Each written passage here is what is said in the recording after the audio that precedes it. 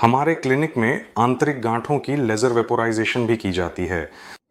ये एक ऐसी तकनीक है जिसमें आंतरिक रक्त वाहिकाओं के जाल को अंदर से जलाकर नष्ट करने का एक और तरीका शामिल है।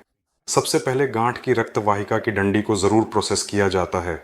हमारे मामले में ये गांठों की रक्त वाहिका की डंडी को 3, 7 और 11 बजे की स्थिति पर टांका लगाना है और फिर एक छोटे से चीरे के माध्यम से गांठ के भीतर लेजर लाइट गाइड डाला जाता है और यह उच्चतम ऊर्जा के प्रकाश पुंज को पहुंचाता है और तापमान बढ़ने के कारण आसपास की ऊतकों द्वारा इस ऊष्मीय विकिरण के अवशोषण से गांठें अंदर से जला दी जाती हैं, भस्म कर दी जाती हैं। इसे वेपोराइजेशन कहा जाता है, यानी रक्त वाहिकाओं के जाल का वाष्पीकरण। यह तकनीक बहुत व्यापक रूप से प्रचलित है। इसे भी कम इन्वेसिव, कम आक्रामक माना जाता है। इसके साथ बहुत कम मात्रा में,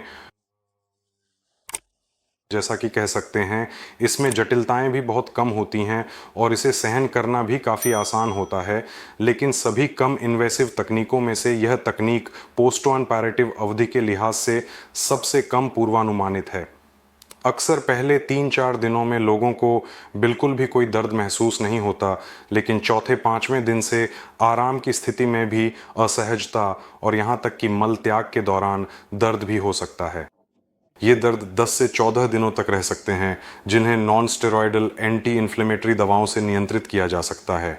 मैं एक बार फिर से जोर देना चाहूँगा कि यह विधि काफ़ी आसानी से सहन की जाती है और बहुत उच्च प्रभावशीलता तक पहुँचती है। इस विधि की खासियत यह है कि इसे आंतरिक बवासीर के बहुत ही उन्नत रूपों में भी इस्तेमाल किया जा सकता है, जब आंतरिक गांठें बाहरी गांठों के साथ मिल जाती हैं, यानी चौथे चरण का संयुक्त बवासीर। और इस विधि का उपयोग बाहरी बवासीर की गांठों के फैलाव में भी किया जा सकता है। लेकिन फिर से याद रखें कि बाहरी बवासीर की गांठें दर्दनाक क्षेत्र में दंत रेखा के नीचे स्थित होती हैं और व्यक्ति को इसके लिए तैयार रहना चाहिए कि उसे जलन होगी और उस जलन का इलाज करना पड़ेगा।